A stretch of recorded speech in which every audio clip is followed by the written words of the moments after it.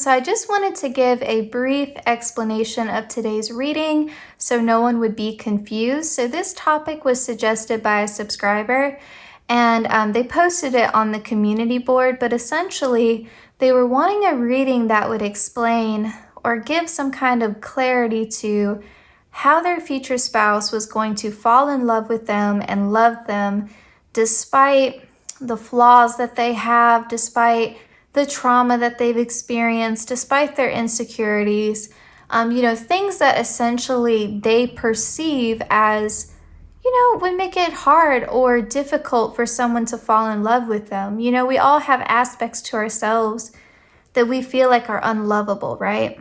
Or self-perceived flaws, self-perceived shortcomings, right? And, sometimes we can get really down on ourselves, especially if we've had our heart broken a lot, or if we had a difficult childhood, or we've had a lot of disappointments in love, people who, were inconsistent or whatever the case may be. And so essentially it's like, how is someone going to love me as a complicated human being, right? And we're all complicated human beings, that's the thing. But I think sometimes we forget that. Sometimes we hold it against ourselves for essentially like what makes us human, I guess. And so, I think the idea of this reading is to kind of help shine light on that, and encourage acceptance of like, these are the things that make me human. I'm a soul having a human experience. And so these aren't things that I should feel ashamed of or things that I should worry are going to cause my future spouse to leave me one day.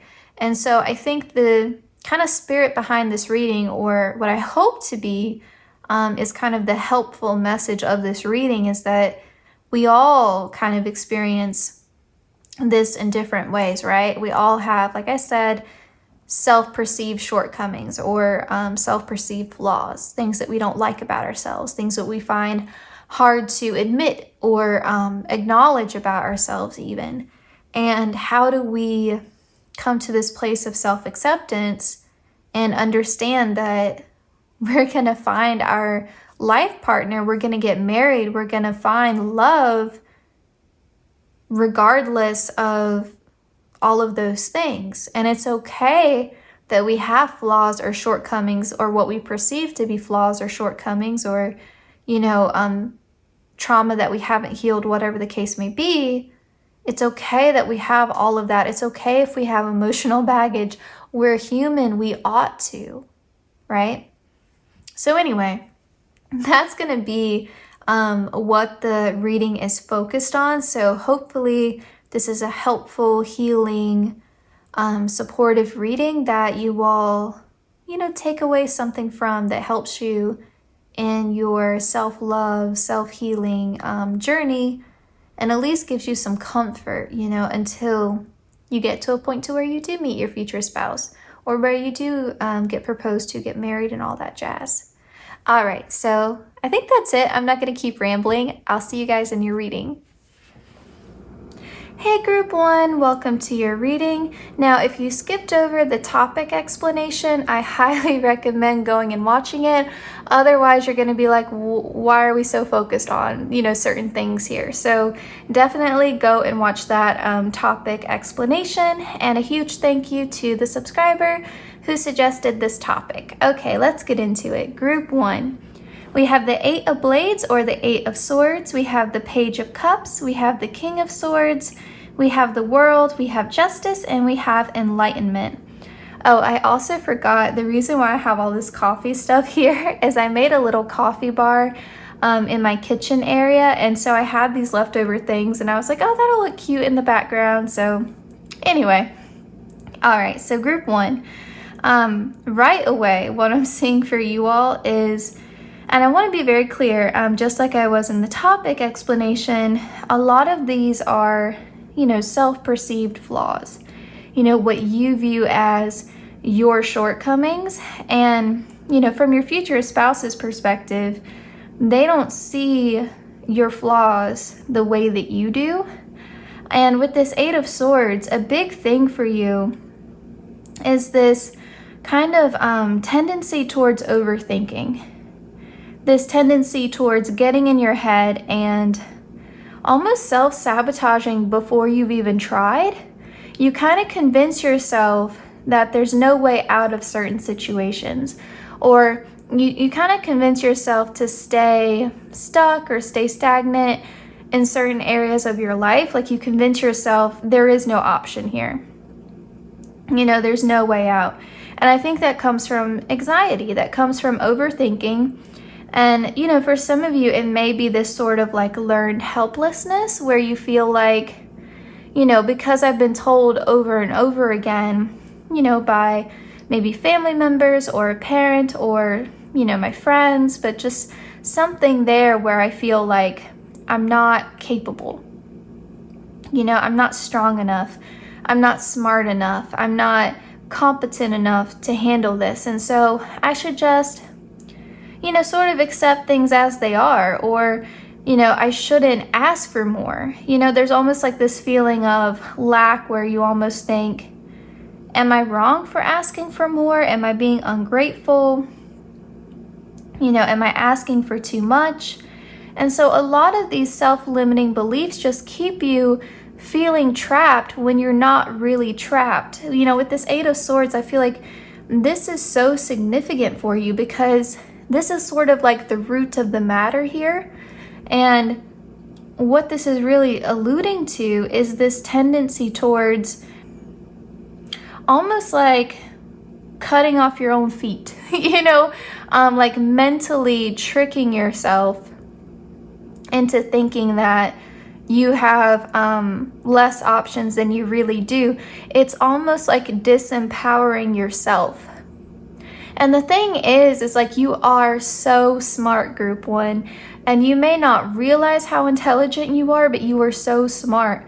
And that's kind of almost like your strength, but also your mind works to your own detriment at times because your mind can foresee and come up, and you're also very creative, can come up with all of these different possible scenarios.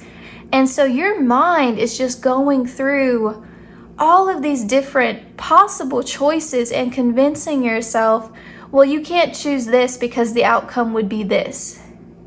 And so you convince yourself that you already know what's going to happen if you take certain actions, and so you don't. Because you convince yourself, honestly, that like the worst case scenario is going to happen, or you trick yourself into thinking that you know the outcome if you do a certain thing. And so there's a lot of, if you guys are familiar with CBT, cognitive behavioral therapy, there's a list of cognitive distortions that all of us to some extent use. There's not a single person in this world that doesn't have a cognitive distortion that they tend to gravitate towards.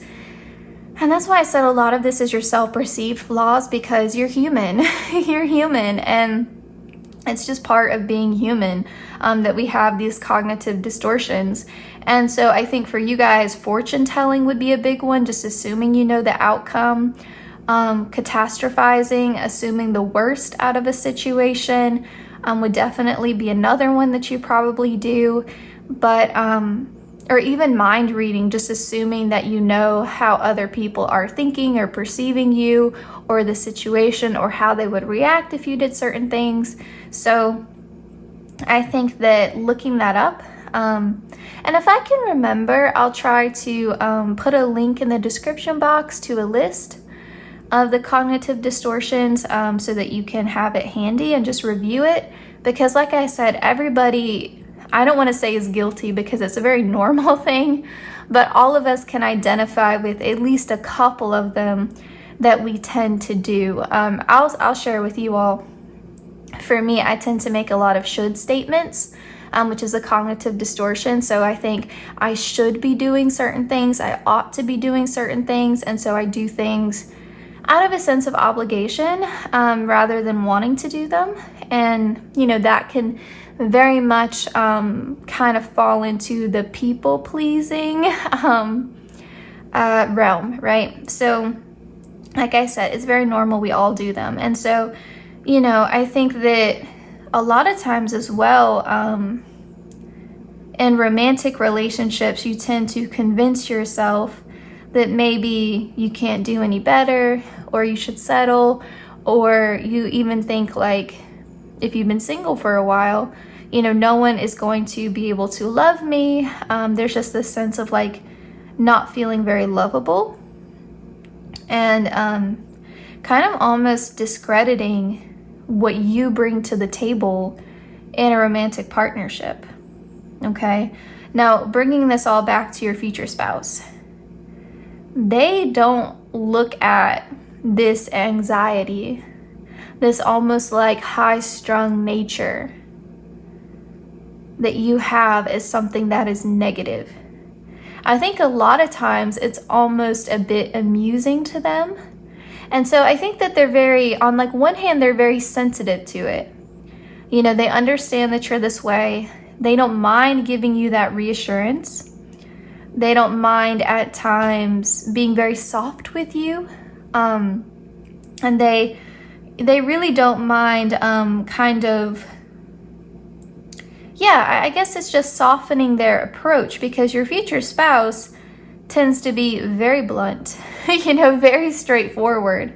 And I think at times that can ease your anxiety, because there's no guessing, like what you see is what you get with them, and what they say they mean. And I think you're going to find a lot of comfort in that there's no need to read between the lines, because everything you need to know is already being said by them, and it's being said in a very direct way.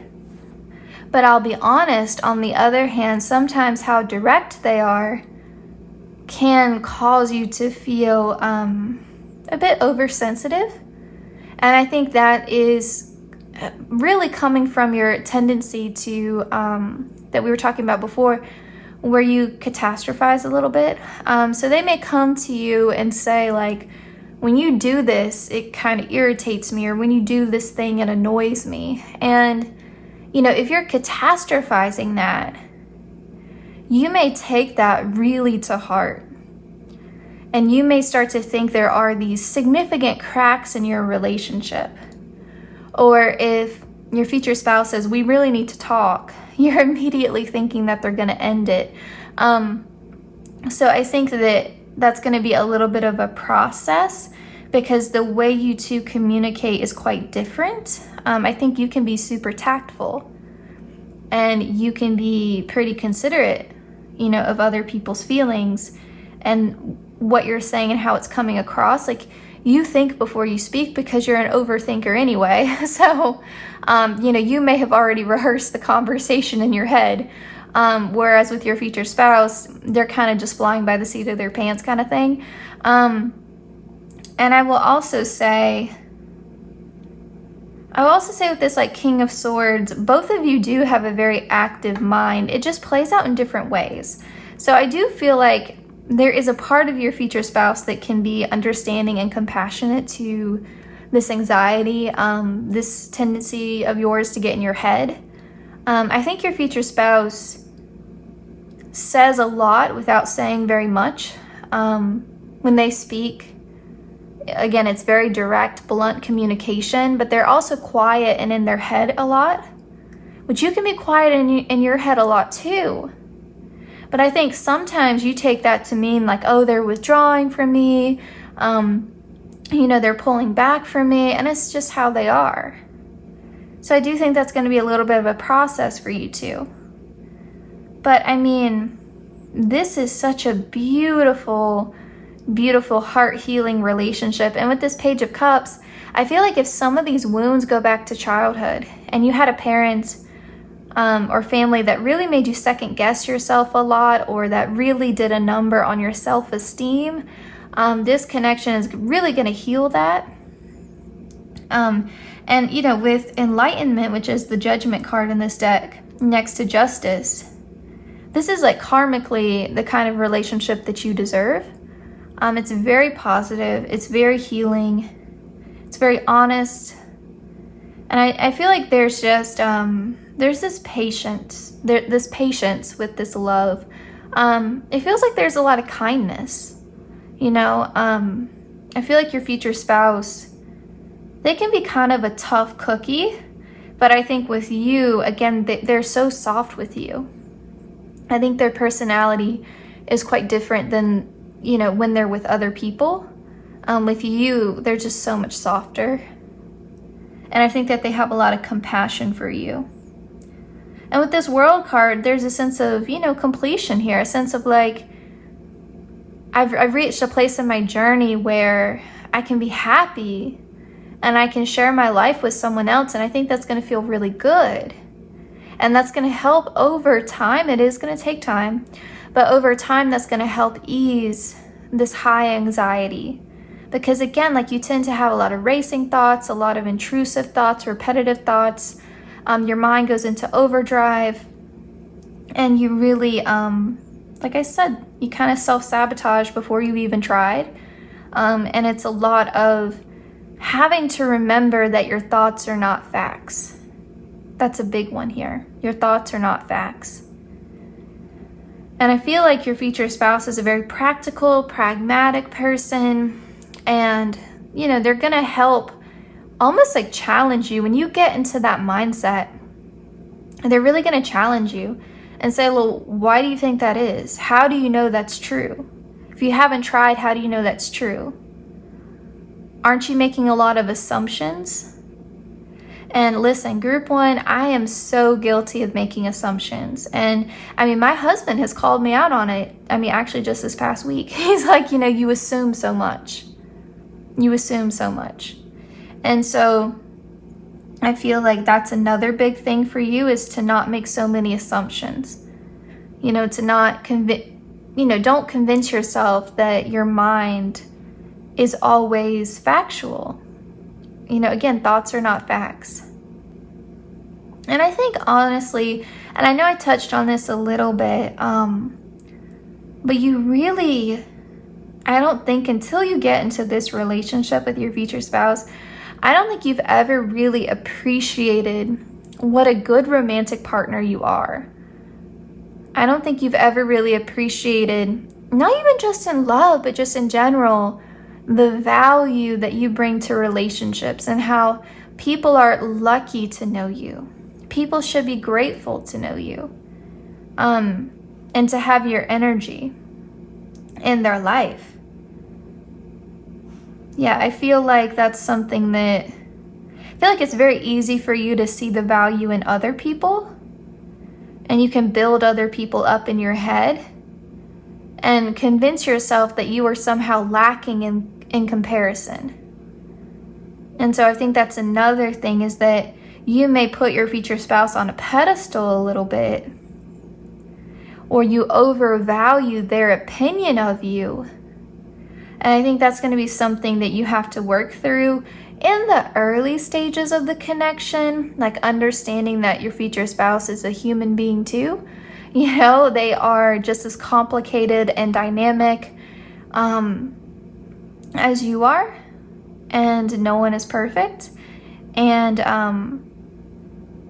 yeah, you are very much deserving, and you are very much equals. And, you know, it's okay to feel lucky. It's okay to feel lucky that you have someone in your life that you love so much, but understand that they're lucky to have you too. You know, it just has to be balanced with this Justice card. It has to be balanced. Okay. And I would say with Judgment here, I mean, this is very much like this person is a blessing in your life, you know, and you are a blessing in theirs. You know, you two are equals. And yeah, I mean, there's a lot of love here. There's a lot of affection. And I don't think I said this before, but your future spouse could have significant air placements in their birth chart. So they could be a Gemini, Aquarius, or Libra. I also wouldn't be surprised if maybe you have like an air moon or something. If you don't, that's okay. But just given your propensity to overthink, I wouldn't be surprised if you don't also have some air sign placements. I do think intellectually you two are really well matched. You two are both very smart people. Maybe in different ways, but you're both very smart people. All right, now we have Athlete and Victim. With this Athlete card, I really feel like you might have a tendency towards being a perfectionist or expecting perfection from yourself. You can be overly self-disciplined, you work too hard, or you feel really bad about yourself if you haven't had a productive day.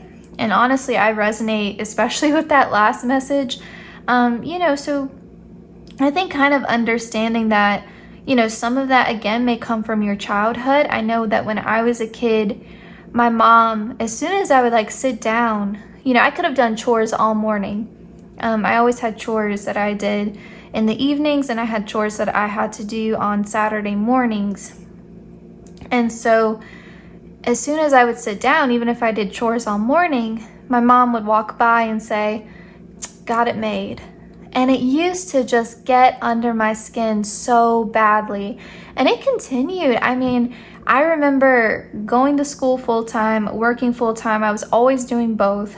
And my mom would still say that to me. And it would just fly all over me, because I'm like, you don't know what this is like for me. You've never done this. And yet you're passing so much judgment on me. And it's not easy to work full-time and to go to school full-time. It's not easy. And so it just used to really get under my skin. And, I think you kind of have to be able to not let something like that bother you, because over time you can start to do it to yourself because it's been ingrained in you that you should be productive, you should be active. And so as an adult, I catch myself doing that a lot to myself. My mom isn't here to say, "Got it made," but in my head, if I've had a day where maybe I just did self-care or I just relaxed or, whatever, I can feel so bad about myself. And it's not fair. It's not fair to do that to yourself. If you had 6 days where you were super productive and you take a day of rest, that day of rest is being productive. You need time to recuperate. That rest and self-care should be a priority. Your health should be a priority, and that includes physical, mental, and emotional and spiritual health. And I think society does this too. Even if you didn't have a family member, do this to you, or you weren't in a competitive environment. I remember in high school, I was in the IB program, and when you're in a very academically competitive environment, your classmates will do it to you. Like, how many hours did you study last night, kind of thing. And so, you may have had that. You may be an athlete, you may literally, compare yourself a lot to your other teammates, or, maybe you were an athlete when you were younger. And so there was this expectation that you would win, right? That you would do well, that you would be better than the next player. And this could also speak to physical insecurities about your body, or this need, to have your body looking a certain way, to have your appearance looking in a certain way. Maybe you don't feel good about yourself if your hair's not done, makeup's not done, nails aren't done. You know what I mean? You may feel sloppy. And so you may feel like, in order to receive love, I need to be perfect. I need to be a go-getter. I need to be an achiever. I need to look good while I'm doing it, There may be all of these standards and conditions you place upon yourself and say, if I'm not meeting these standards, I'm not worthy or deserving of love. And you may even say, I don't want to meet my future spouse until I've achieved this certain thing, or I don't want to meet my future spouse if I'm having a bad skin day. It may be even something like that. I don't want to meet my future spouse until I've lost X amount of pounds, or I've gained X amount of pounds, whatever. It may be something like that. And so I feel like through your future spouse loving you, you start to see and understand. And I do think we're meant to grow, as a result of knowing each other. And there's a lot of ways in which you're going to help your future spouse too. But I think through them loving you, you're going to start to see They don't care if you're having a bad hair day. You know, their love for you doesn't change if you're deciding to have a lazy Sunday. And they may even encourage you, hey, babe, I think you need to take a break. I think you need to rest. I think you need to slow down. Or, you know, like, I don't care if you don't wear makeup every day. Whatever it is, right? And with this victim card here, this is that Eight of Swords again. It's victimizing yourself, convincing yourself that you don't have power in this situation, you don't have agency, you don't have a choice, when really you do. And so I think that your future spouse is probably going to help you boost your confidence in terms of like how capable you feel. They're going to support you in, you know, leaving your comfort zone in some ways and taking a chance, betting on yourself. You don't always have to choose the safe route. If it doesn't feel right to you and you want to do something that maybe other people don't understand, other people may try to convince you to stay where it feels safe even though you're miserable. I feel like your future spouse is really going to encourage you and help you to leave negative situations. Whereas before you may have felt an obligation to stay.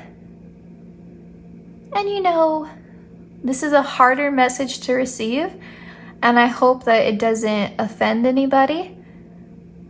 But I think if you've been hurt a lot, you've been through really traumatic situations, you've had people who made you feel unlovable, undeserving, not good enough, lesser than, over time, I think as a way to cope, because you're not getting any compassion from the people around you, you're not getting any empathy, you're not getting any love, and in fact, they're like actively hurting you over and over and over, you know, very like abusive kind of things. I think as a way to cope, we try to have compassion for ourselves, as we should.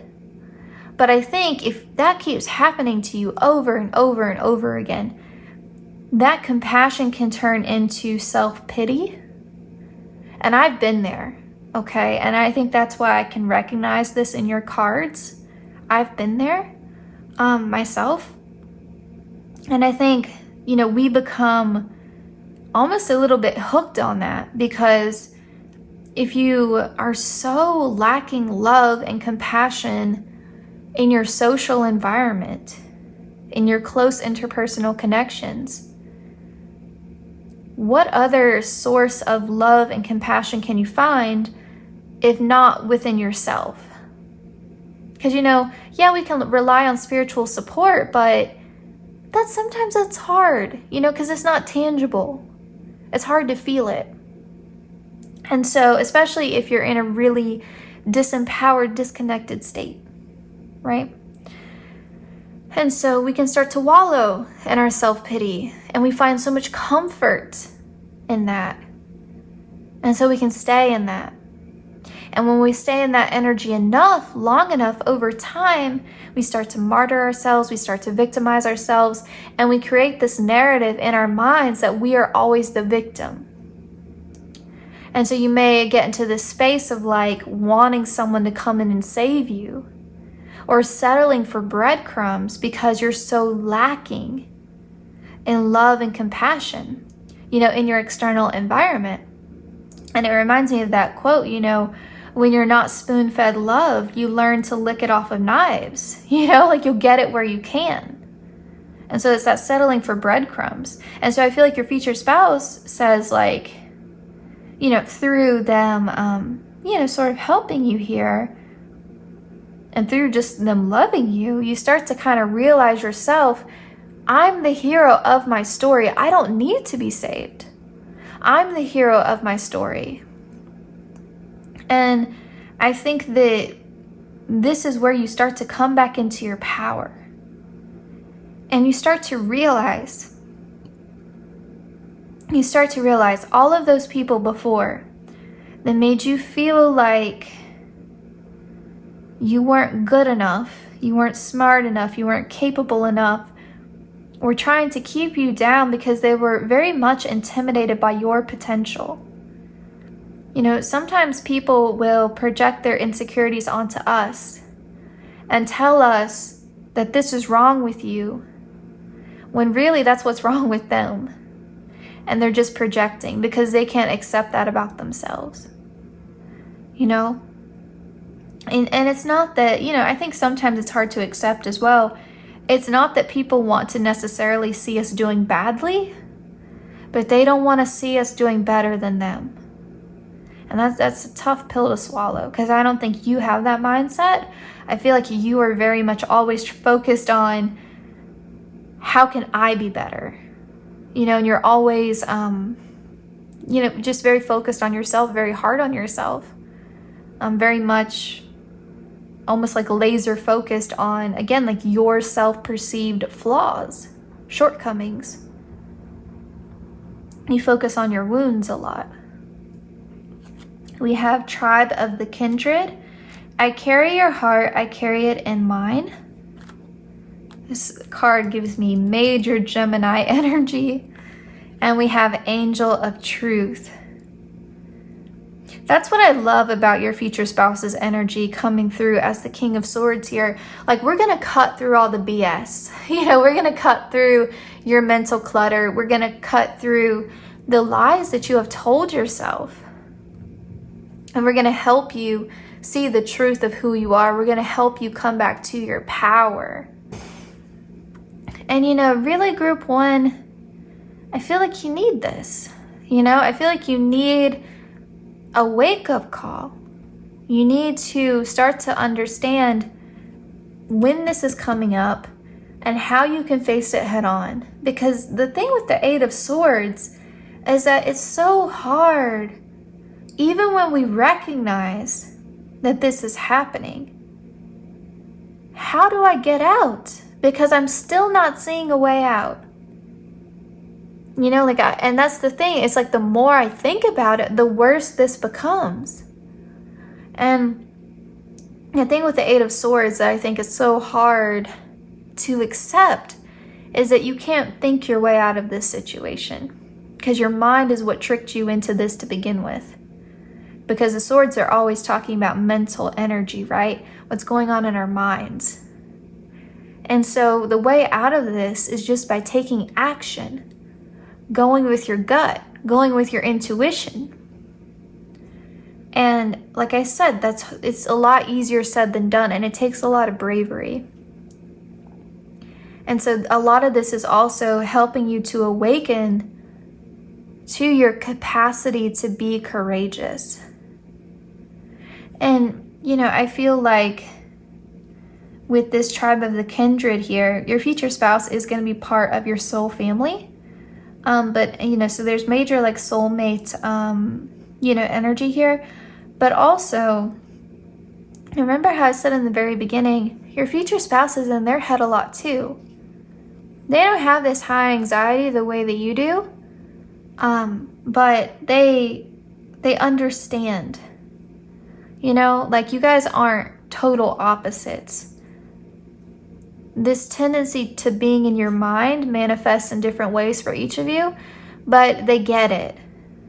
You know, it's like, I don't myself experience this, but I get it. And so I feel like that allows them to have this genuine compassion for you that you really haven't been able to experience up until this point. And so then it's like, if they're getting where this is coming from, and they can express that compassion for you, there's no need for you to be totally reliant on having compassion for yourself, because now you finally have someone in your life who's offering you genuine compassion, and that can help you get out of that cycle, you know, of self-pity that we were talking about before. Okay, now we have communication, clarity, commitment, and hope.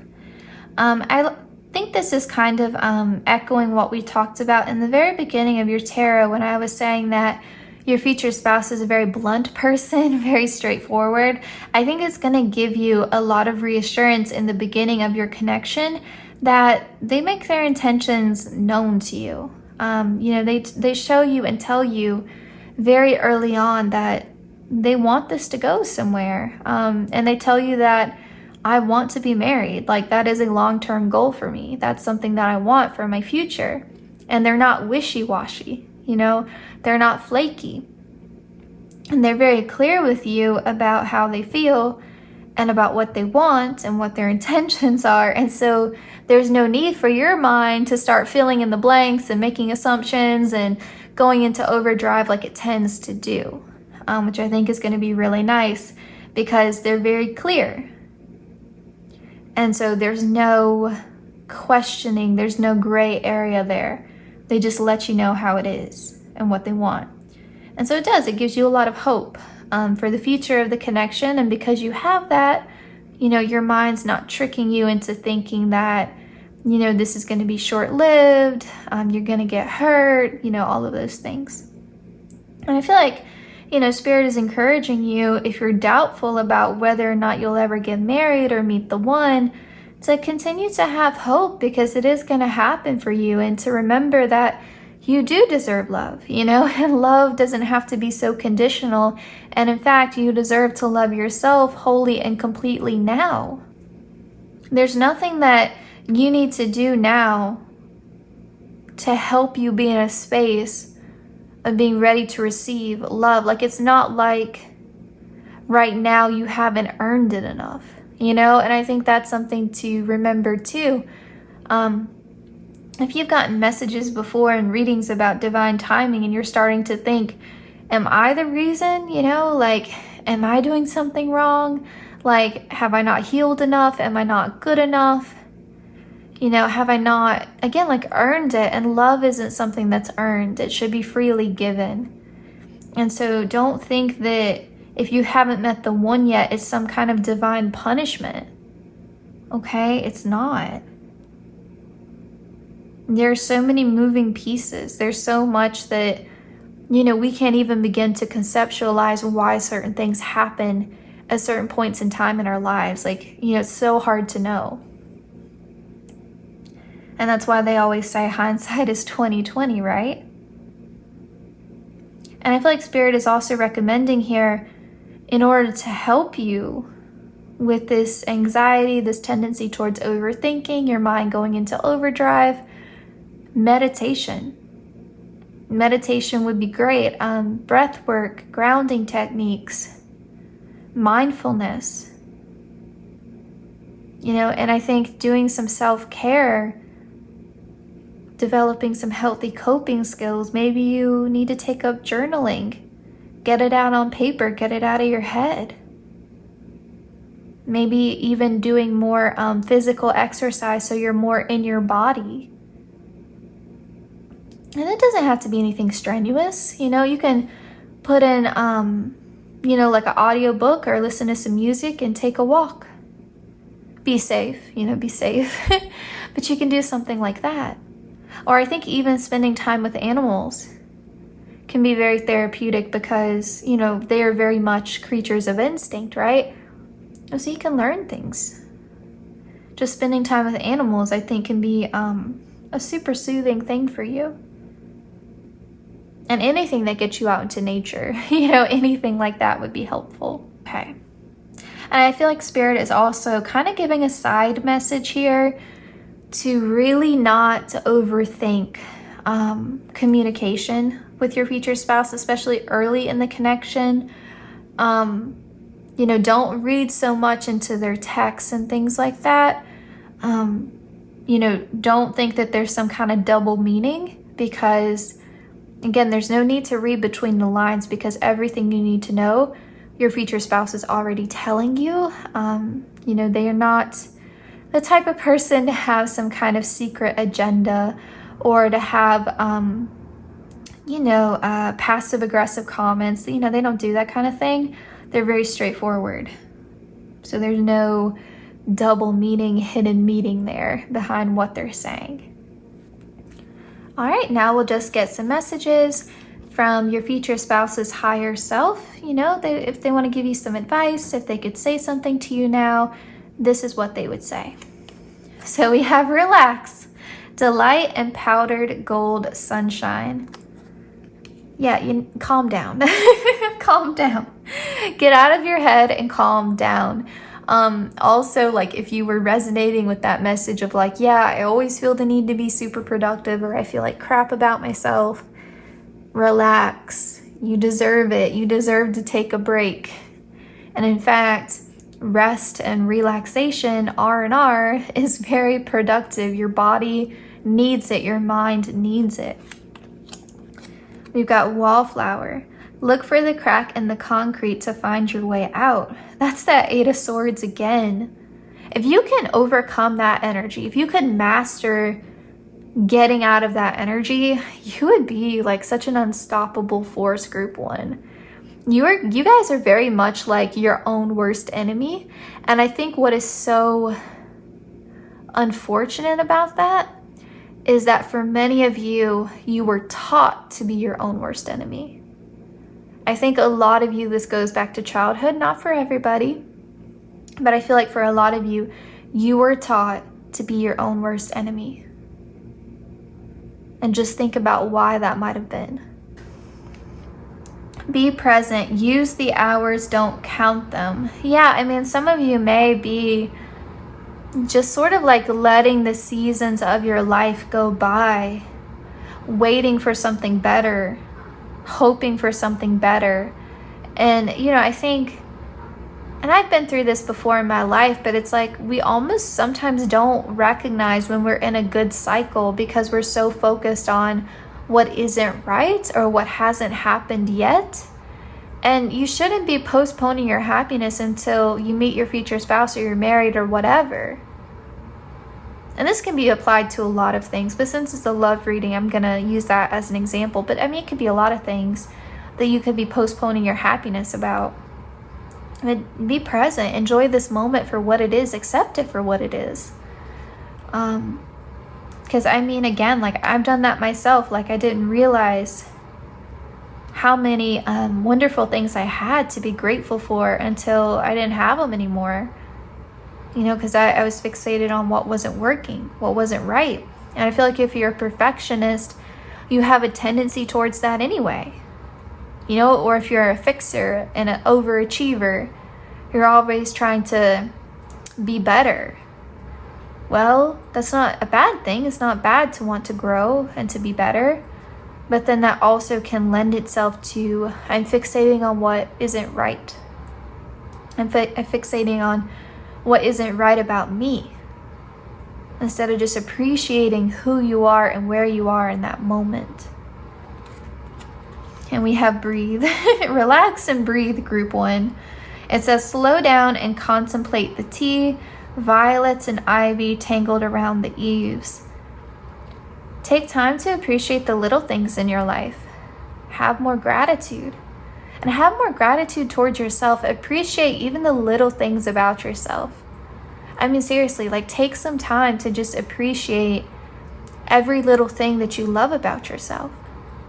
And if you're struggling to come up with things, hey, like that's a big indicator right there that something isn't right. So group 1, I hope that you enjoyed this reading. I hope it brought you a sense of like comfort and understanding that you are 100% already deserving of love, and that these self-perceived like shortcomings, flaws, whatever, what you've been through, like you're not broken. You're not broken.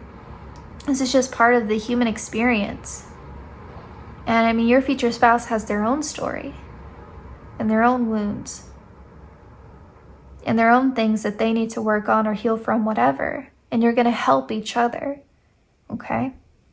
So group 1, I'm wishing you the very, very best. Please take care, and I hope to see you in my next one.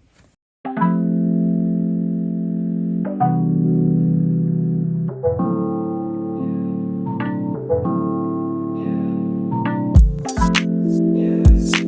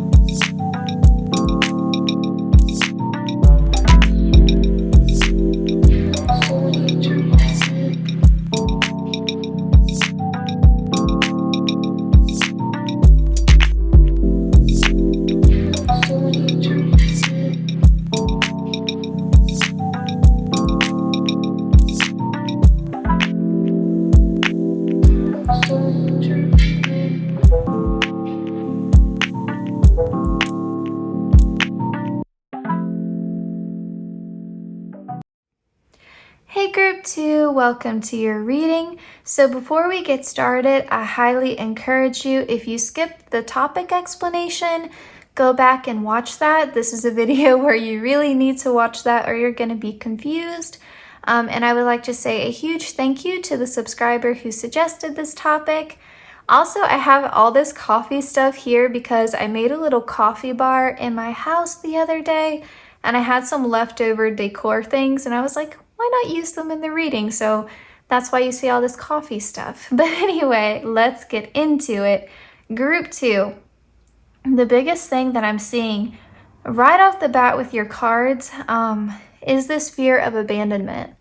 With the 8 of Cups, Death, the 3 of Swords, there's like a deeply rooted fear here that your future spouse is going to leave you. And that probably, comes from other people leaving you, not showing up for you, disappointing you, really not being who you thought that they were. You may have dealt with people who wore a false mask, who lied about their intentions towards you. You may have dealt with people who were very self-serving, people who were maybe narcissistic, had some of those traits. You may have dealt with people who were emotionally manipulative. You may have even dealt with this with a parent, where you had, maybe an absent father. Maybe you had a mother who was very emotionally manipulative or taught you that love was very conditional. For some of you, this could even talk about having deaths in your family. There may be some unresolved grief there. And this fear that even if someone doesn't choose to walk away, life can take them away. So you may have had someone significant in your family pass away, and that's caused you to have this fear about the idea that eventually everything ends.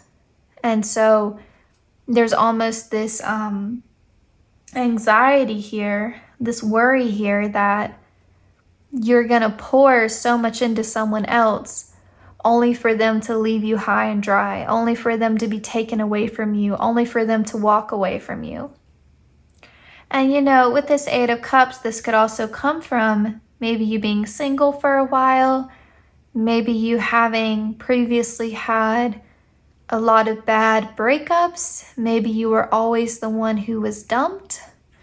This could also be just one significant heartbreak, that something you thought was going to last forever that didn't, And I feel like with this Fool card, the thing with you, Group 2, is that you really can sometimes have these expectations that end up breaking your own heart. And so you can get this sort of optimism, right? Like you have your heart broken, but you still want to believe in love, right? And so you meet someone and it's almost like Taylor Swift's Begin Again song, It's like this cycle starts all over again where you think, this one's different. This person's going to be the one. And you may even do this in friendships too. You may just look at people with rose-colored glasses. And so you're missing all the red flags. You're missing all the signals, right? And you have this beautifully open heart. But I think this wearing your heart on your sleeve, it's hurt you, And so it's unfortunate, right?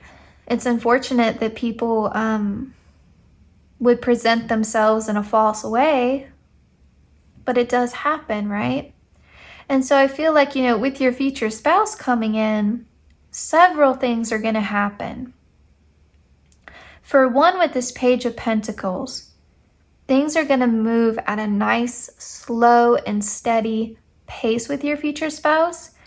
And that's going to give you this solid foundation that you've never really had before in a romantic partnership, where you can feel safe and secure. And with Temperance here, your future spouse is going to have a lot of patience with you when it comes to this fear of abandonment. And I'll tell you right now, that fear of abandonment can show up in so many different ways in your relationship. And it just, I have like so much empathy for you all, because this is something that I 110% struggle with. And it comes from my family issues. And so looking at your cards group too, like my heart just goes out to you, because it can really create a cloud over your relationships when you have this fear of abandonment, because you do need a lot of reassurance. And if there's any sort of conflict, you can almost start to go in panic mode and think that they're going to leave you, or think that because you've had an argument, you two are incompatible, or that, you're not going to last. And it really reminds me of that scene in Friends where Monica and Chandler, they were friends first, and now they're in a romantic partnership with each other, and they have their first fight. And so Chandler thinks, because he's never really had a stable, long-term, healthy relationship before, he thinks that it's over. And a lot of his fear of abandonment comes from his parents' divorce and how messy it was when he was a kid. And so, and both of his parents are, kind of self-serving, off doing their own thing and not really caring necessarily how their actions affect him. And so, they would fight a lot in front of him as a child about very adult things. And so he thinks that because they've had this fight that it's over. And Monica's like, you idiot. Like, we just had a fight. We just had a fight. It's not over. This is what an adult relationship is like. We're gonna have fights, and she normalizes that. We're gonna have fights. We're gonna have conflict. We're gonna have days where maybe we don't like each other very much, and that's normal. And so I think for some of you, you almost need to unlearn this Fool card energy. And, normally the Fool is very positive, right? But I think in the context of this reading, and again, like I'm guilty of this too. I think when you have this fear of abandonment, it also can sometimes come with romanticizing people, and it can come with romanticizing love, and thinking that love is supposed to be like what we read about in books or what we see in movies or what we hear about in songs. But love on a day-to-day basis looks a lot like work, because it is, once that honeymoon phase is over, and if you never had a lasting relationship, you may have ended a lot of connections that were in the honeymoon phase.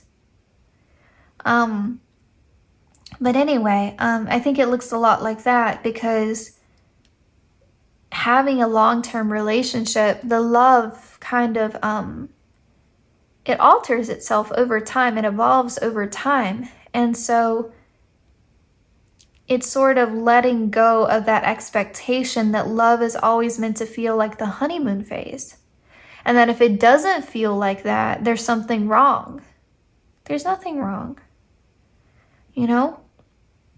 And so I feel like the way that you two move at a slower pace helps you a lot. I feel like the way that your future spouse puts in effort that you can see, that you can name, they've done X, Y, and Z for me, is going to give you a lot of reassurance. I feel like your future spouse does the acts of service. They may do gift giving. They may spend quality time with you. They may do words of affirmation, but they're loving you in a way that you can point to and say, they done this for me. So I know that they care about me because they tell me all the time, or because they do nice things for me, or because they make time to spend with me, or they plan really nice dates, or, They bought me this super thoughtful gift so I can say, I know that they care about me. I know that I'm on their mind. I know that I'm a priority. And, again, I think that's what's so great about your future spouse is that they don't mind giving you this reassurance. They don't mind being patient with you. They don't mind taking things slow. And they're very understanding and compassionate about what you've been through and why you have this fear of abandonment, because the why is going to be different for all of you watching. It's a general reading, but it's something with the Death card and the Three of Swords that's deeply affected you. And I want to be very clear about this. Just because you still have this fear of abandonment does not mean that you haven't done a lot of healing. Doesn't mean that you haven't forgiven a lot of people. Doesn't mean that you haven't worked so hard on yourself to move on. All of that can be true. And you can still have this lingering fear of abandonment. Both can be true. I know it's true for me. I know that I have fought tooth and nail to try to resolve some of the issues that I have with my mom. Tooth and nail, I fought for this, I've expressed so much forgiveness without an apology. And so I don't want to in any way invalidate the hard work that you've done. But I want you to know it's a situation where this and that can both be true. You can done a lot of healing. You've really worked on so much self-development. You could have done so much inner work, shadow work, gone through all of that and still have this fear of abandonment. Both can be true. And I think part of that is because we can only get so far in our self-development on our own. We are meant to learn through our connections with other people.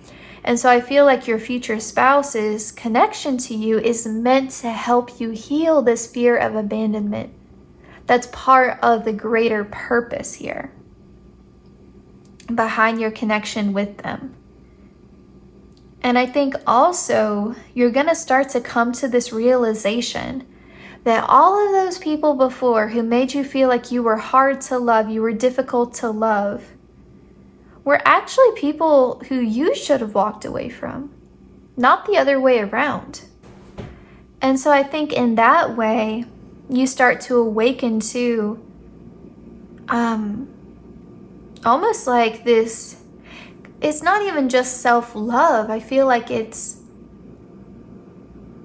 self-acceptance, like this complete and total awareness that this is who I am, and who I am is very lovable. And as much as I have this amazing propensity to love other people and to love my future spouse, I'm also equally deserving of giving that love to myself. Okay? We've got storyteller here, and we have child of nature. I really feel like your future spouse almost helps you rewrite this narrative that you are someone who is hard to love, or that you are someone who is always going to get left, that you're like a lone wolf. I feel like some of you have this so ingrained in you that you're meant to end up alone, or that marriage is never going to happen to you, finding a life partner is never going to happen for you, or that you're doomed to have these repeating short-lived connections. I feel like they help you rewrite this entire story. It's like your future spouse comes in like a plot twist, like you're not expecting this kind of love. And I think that's why it's so special to you. It's so special to see someone be so willing. I'm hearing diligent, like they love you with so much diligence. Like it's like brick by brick. They're willing to build your connection with each other. And I don't think you've ever seen someone put in so much effort before. I feel like you're used to putting in all the effort, and you may have this narrative in your head that I always have to be the giver, in relationships. I'm always the giver. And so for you to now suddenly be in a relationship with someone who is also a giver, I think is going to be so therapeutic for you. And with this child of nature here, I feel like you may be someone who is really close to animals. You may be someone who finds it a lot easier to connect with animals than to people. You may be one of those people where you're like, the longest relationship I've ever had in my life is with my dog, or with my cat, something like that. But I feel like your future spouse helps you to realize how beautiful it is that you have this connection to nature, this connection to animals, this connection to the divine. And they really show you that this is something to really appreciate about yourself. And in fact, it shows you what a good person you are, versus you may have felt like something's wrong with me. Like, I have such a hard time connecting to people. It's so much easier for me to be out in nature with animals, or something wrong with me.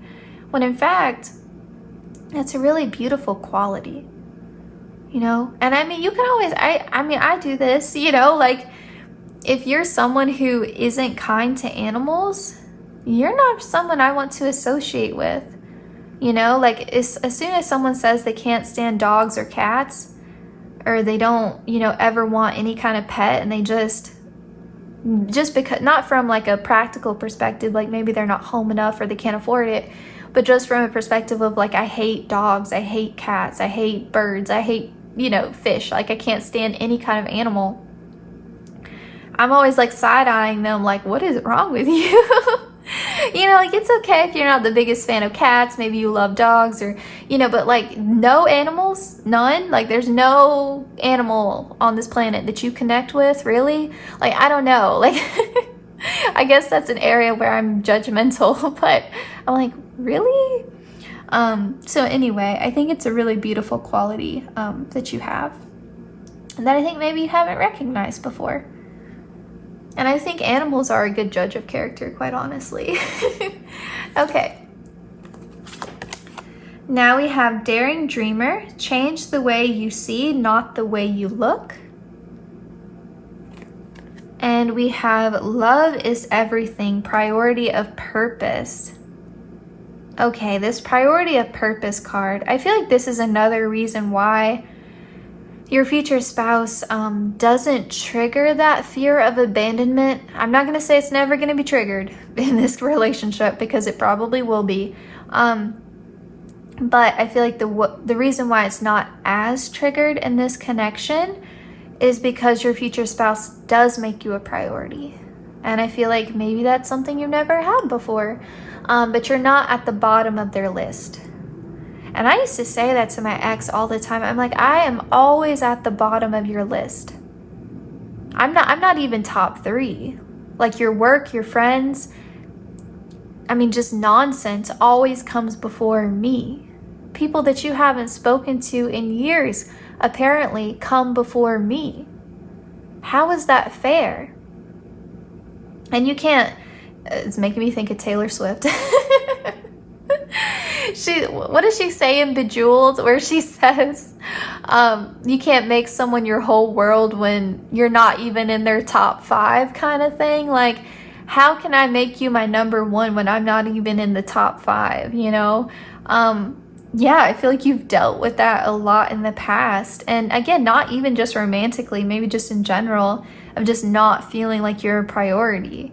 And like, it's so hard too when you felt like that as a child.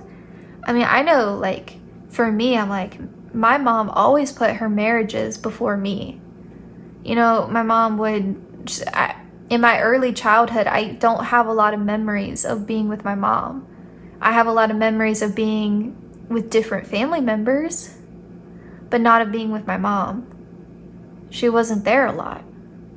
And so, I think that for some of you, it does go back to childhood. I think a lot of times when you have a fear of abandonment, that's where it starts. But, this could just have come, in your later years as well. If you had a lot of friends who were flaky, who as soon as they clicked with someone else, they were just gone.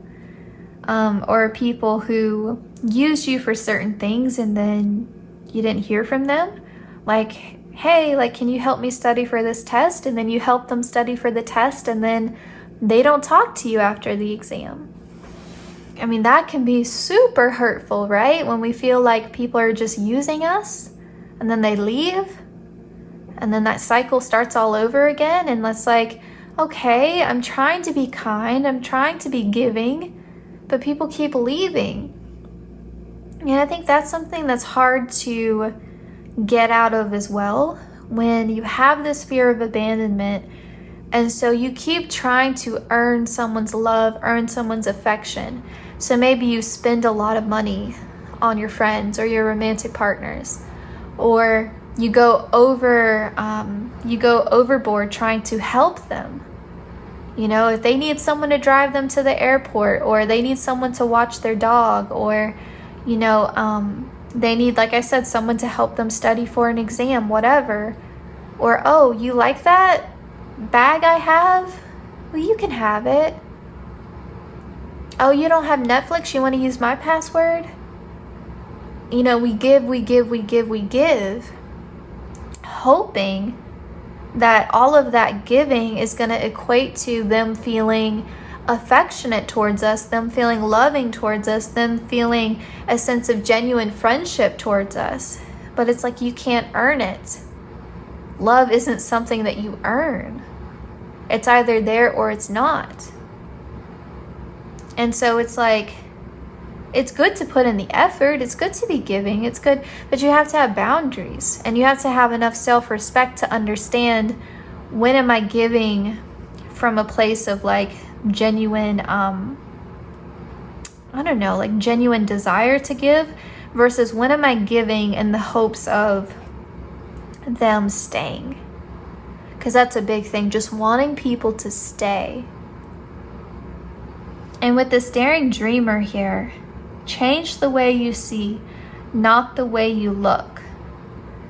That's another big thing here. If you have any insecurities around your physical appearance, and you may be someone who maybe alters the way that they look or the way that they style themselves to sort of fit in, or to appeal, or to seem attractive to a romantic partner. So if your romantic partner says they really like it when you wear a dress, or they really like it when you wear your hair up, and even though you don't really like wearing your hair up, now you're wearing your hair up all the time, things like that.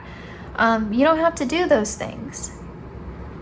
Your future spouse is going to love you regardless. And they're going to be attracted to you regardless. And in fact, they'll be more attracted to you being authentically yourself. And so it's not about you altering your appearance to appeal to anybody else, but rather you changing the way you view yourself.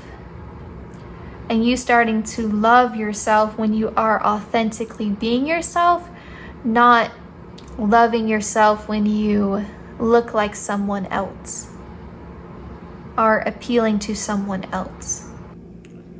I will also say, group 2, I feel like Spirit is kind of pushing me to share some personal examples with you all, not only because I identify a lot, like I said, with that fear of abandonment, but also because I feel like these are harder messages to receive, and they want to almost kind of reinforce to you that there's nothing wrong with you, there's nothing broken about you.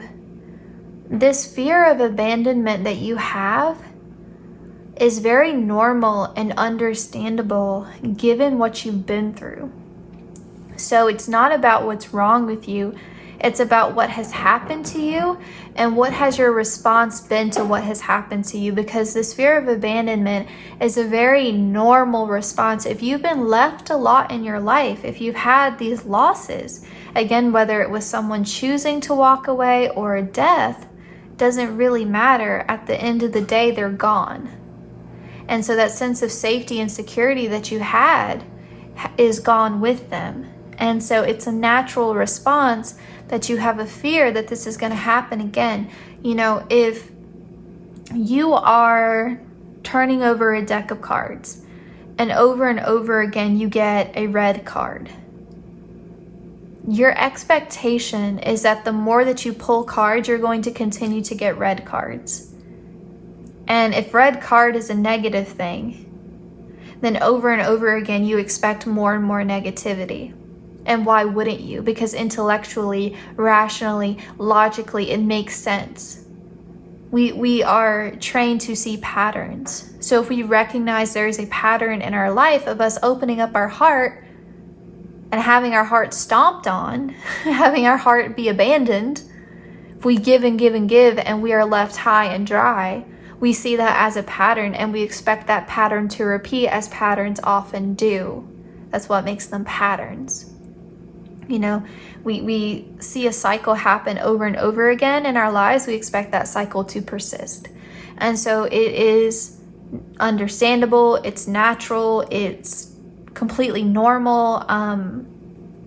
It's honestly logical that you would expect to continue to be abandoned. And that's why I said your future spouse is like a plot twist. They change up this story. What you thought was a tragedy, you're actually going to get a happy ending. So it's a plot twist. Okay? Just wanted to throw that out there.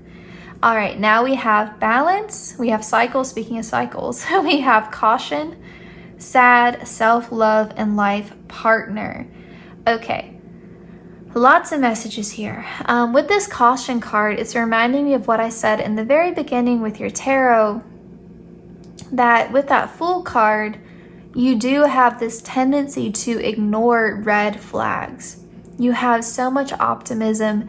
You expect that things are going to go well in the very beginning. You can fool yourself into thinking that. And then it turns out exactly as it has before, and you're like, I should have known. And then that reinforces that fear of abandonment. And over time, that optimism can fade, and you can start to expect the worst. And I think sometimes, you know, expectations can be so tricky, because if you expect the worst, you're seeing red flags everywhere where maybe there aren't any. But on the other hand, if you expect the best, you can ignore red flags that are there, you know, and you can lie to yourself and end up being disappointed. Even if someone's treating you kindly, if your expectations are too high, you're expecting the connection to progress at a certain pace, then you can end up heartbroken when you should be completely content. So managing expectations, not having them too high, but not having them too low, I think is going to be something that will benefit you. And with the cycle here, understand that even cycles that have persisted in your life can be broken. You can break this cycle. And with your future spouse, you will. This will be your life partner. It will be a love of a lifetime, and it will be stable. It says so right here on the card. You are going to be someone who, when you get married to this person, this future spouse, it is going to last. So I don't care if you've had a divorce in the past. This one's going to last. This future spouse that we are tapping into, it is going to last. You are going to be married to someone, and it is going to last. Okay? And I think also there's for some of you, not everyone, but if you are resonating with that unresolved grief message, this acceptance of death as a natural a natural end to the cycle of life, and an integral part of the cycle, and understanding with death comes a new beginning, whether you believe in an afterlife or reincarnation or whatever, or even just a return to the soil, and a return to the cycle of nature. I don't know what your beliefs are, but this acceptance of death, letting go of this fear of death, is, I think, going to also be very healing for you. And with sad here, I feel like Spirit just wants to acknowledge the pain that you've gone through, the pain that you've endured, point out to you your own resiliency, point out to you how much healing you've already done, how much self-development you've already done. Recognize all of the forgiveness that you have expressed, whether to other people or to yourself. Because sometimes we can start to get angry at ourselves. Why did I let them treat me that way? Why did I settle? Why did I even like them? Why was I trying to get their approval? And you can start to become angry with your past self. And so I feel like that's part of this too. This forgiveness of self.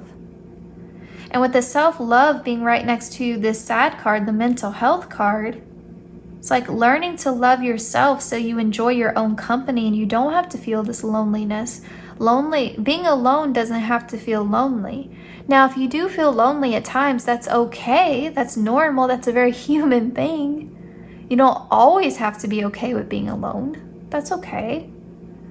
But just understanding that when you are having those moments, that's time to really, really put in the self-care. That's time to really love yourself. Be gentle with yourself. Be kind to yourself. Because in those moments, you need you. You need you to show up for yourself. To show you that you can feel love even when you don't have a partner. Even when you don't have a family. Even when you don't have good friends around you. You show up for you. And with this balance card here, I feel like this is almost Spirit saying you are going to have that stable foundation. You are going to have solid ground to stand on so you don't feel like the connection is so precarious, like one bad argument, one bad misunderstanding is going to topple the whole thing to the ground. You don't have to fear a tower moment in your marriage, in your relationship, in your connection. Your guys are gonna have a relationship that is built on stable, solid ground. It's not like teetering. It's not like a horrible balancing act, like I'm on a tightrope. Their love for you is not that precarious. Their love for you is honest and true and deep and real. And not based upon what they can get from you, what they can do for you. Or I'm sorry, what you can do for them. This love isn't transactional. And I think that is also tied into that fear of abandonment as well. If you had a very transactional relationship with your caregiver growing up, I know that when I was growing up, I was 100% taught that children are a financial burden, that having children was like a undesirable thing, that I had to do certain things to earn love. And so whether that was getting good grades or achieving certain things or always being quiet, always, making sure that I did my chores like perfectly, that kind of thing, looking a certain way. And that if I didn't meet those standards, if I gained weight, if I was having a bad skin week, if I wasn't making a good grade in math, if I forgot to dust a certain shelf, then that love was taken away. And sometimes I didn't even always understand what I did to cause the love to go away. That was even worse, when I was just left to guess why it was taken away. And, when you're taught that, like, you have to be perfect, and even when you're not, even when you are very close to perfection, you can't even identify what you did wrong, the love could still go away. You're always feeling, kind of off balance. You're always feeling like the floor is going to drop out from beneath you. The rug's going to be pulled out from beneath you and you're going to land on your face kind of feeling. You walk on eggshells when you're in that dynamic with someone else. You're really trying hard not to upset them, not to trigger their temper. And so you become, over time, this faded, paler meeker version of yourself.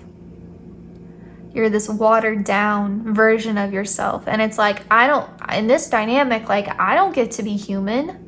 I don't get to lose my cool. I don't get to have any, emotions. I don't get to cry. I don't get to get angry. I don't get to have an off day. I don't get to be moody. You do, but I don't get to feel these things. I don't get to make mistakes. I don't get to fail.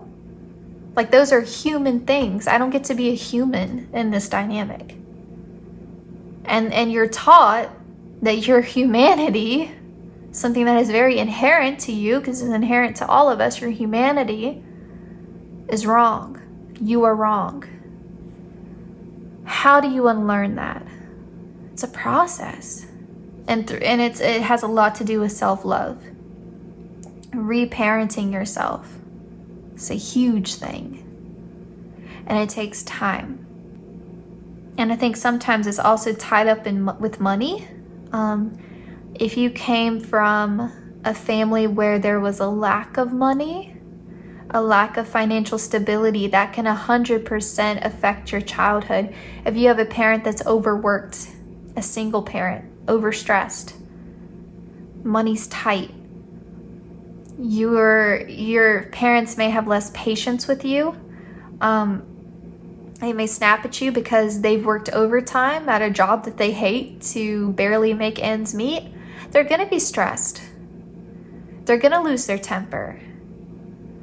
You broke your glasses and now your parents have to pay for that and there's no money. If you came from a wealthy family, no big deal.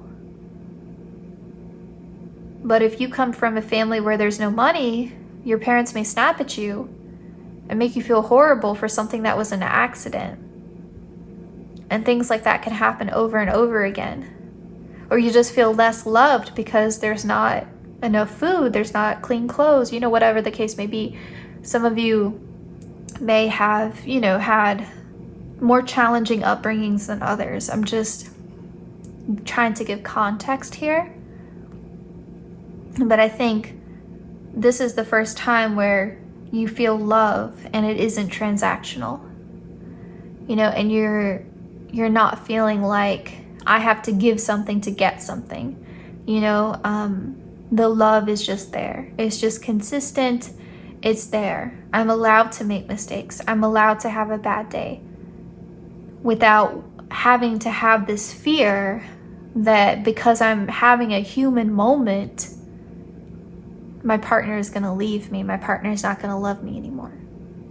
Okay? If your future spouse's higher self could say something to you now, what would they say? Let's find out. We have dream. So this is dream again. Have a cup of tea in the garden and find yourself in a good book. You may have been a child that had to disassociate to cope, that had to kind of retreat into their own mind to cope, to find a safe space. I know I daydreamed a lot as a child to cope. That's where my love of reading comes from, is that it was a coping skill, to deal with certain things in my childhood. And so I feel like Spirit is saying, you know what? Or your future spouse's higher self is saying, you know what? That sort of imaginative side that you have, that ability to retreat in your own mind and find a safe space, if there was any silver lining to how you had to grow up or your past connections, this past heartbreak, this loss that you feel, wherever that fear of abandonment comes from, if there was a silver lining, this is it. Lean into it. Lean into your imagination. Lean into your daydreams. Lean into this idea that things can get radically better. Lean into hope. We have beauty here. Dare to be tender and strongly vulnerable. Your emotional vulnerability, your sensitivity is not a bad thing. It's part of what makes you so beautiful. And I feel like your future spouse's higher self wants you to recognize all of the ways in which you are beautiful. We have transform, so that's definitely echoing the death card we saw before. Rise above any situation and become the best version of you. That's the thing, like what you've been through, like I said, isn't indicative of what's wrong with you. It's just your past experiences. And you have to come to this place of acceptance of the past so you can fully love who you are, because those past experiences did affect you. And you can focus on the ways in which it's hurt you, like this fear of abandonment we've been talking about, or you can focus on the ways in which it's made you emotionally intelligent. It's made you more spiritually connected. It's made you more resilient. It's made you more compassionate. You know, you can focus on the positive. And you can find, again, like all the ways in which you yourself are beautiful. Beautiful, not broken. Beautiful, not broken. Share. The busy bee should still make time for each flower. That's the thing too, like if people have made you feel like the bottom of the priority list, they're too busy for you. Here's the thing, like give that energy back to them. You know, don't work overtime to try to earn someone else's affection. If someone's not making you a priority, don't make them a priority. Reciprocate that energy. And it's hard. It's hard when that happens. Even in friendships, that's so hard. When you feel like you're putting in so much into the friendship and the other person just keeps taking you for granted over and over again. You know, reciprocate that energy, you know, adjust your expectations of them. You know, change your own boundaries. And another thing too is like you have to make yourself a priority. You deserve to be higher on your list. You deserve to be number one on your list. And that's not selfish, it's necessary. Because you can't give to anyone else without having given to yourself. You can't pour from an empty cup. We say it all the time on this channel. You can't pour from an empty cup. It's a fundamental rule of caregiving. And we have grow. All flowers must grow through dirt. That's important to recognize too.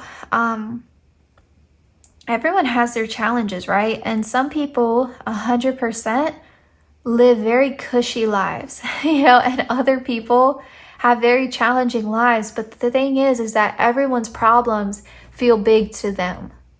Everyone's problems feel overwhelming to them. Pain is relative. And we're also focused on our own stories. We forget that sometimes, and we forget that there's so much going on in other people's lives that we would never guess, because people don't always share everything that they're going through, and people have a tendency to try to put on a brave face or pretend like things are perfect when they're not, right? Out of a fear of vulnerability, out of a fear of embarrassment. Trying to be strong. All the while they're breaking inside. And so I feel like it's kind of trying to put things into perspective for you. And a lot of times, and you'll see this when you look at the comments on certain videos of people saying, I needed to hear this message, like I've been through this. And you can find a sense of community. Even in the comments section, you can see other people have gone through so many similar circumstances, or other people struggle with the same things you struggle with. You're not alone. And I'm telling you here, reading your cards, I resonate myself with a lot of things I see in your cards. Like, you are not alone in this. You're not the only one who has gone through this. And I think when you realize that, it can be comforting to know that this pain isn't yours alone to carry, that other people have also carried, if not the same exact pain, similar pain. And if they can go through it, if they can come out on the other side, you can too. You know, you can work through this. You can. And I think you've done a lot of work already. You really have. And give yourself credit for that as well. And to know that just because you've had these difficult experiences, this heartbreak, this loss, this abandonment in the past, does not mean that your future cannot be beautiful.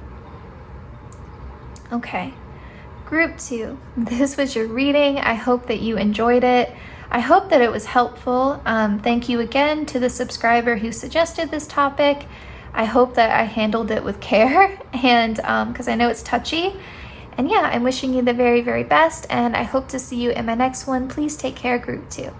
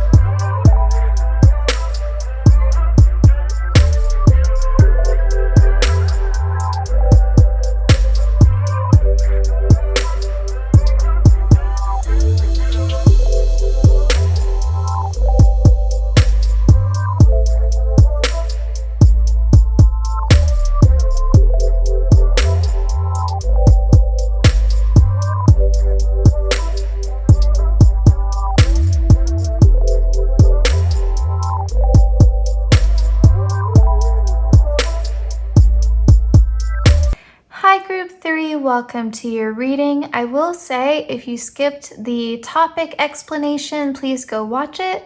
Otherwise, you might be a little bit confused when we go through the reading here. So I do recommend going and watching that before we get started. But anyway, welcome to your reading, group 3. So we have the Hermit, the Knight of Cups, the Empress, the Five of Pentacles, the Queen of Pentacles, the Princess of Pentacles, the Knight of Swords, the Seven of Wands, the Eight of Cups, and the 10 of Pentacles. Okay, I feel like for you all, there's a couple of different things going on here, or this is just a very diverse group, so just take what resonates, okay? But I will say, one thing that I'm noticing right away is this repeating theme of Pentacles energy in your reading. And I'm getting a couple of different messages just with those cards. So I feel like for some of you, at the time that you meet your future spouse, or this could be a current energy for you, there's almost this insecurity around your career, around your studies, something in relation to your finances, your feeling of not, like, I'm not where I want to be, I'm not successful, I'm not feeling like I've achieved as much as I wanted to, or I feel like other people are further along than me and I'm just not where I want to be yet.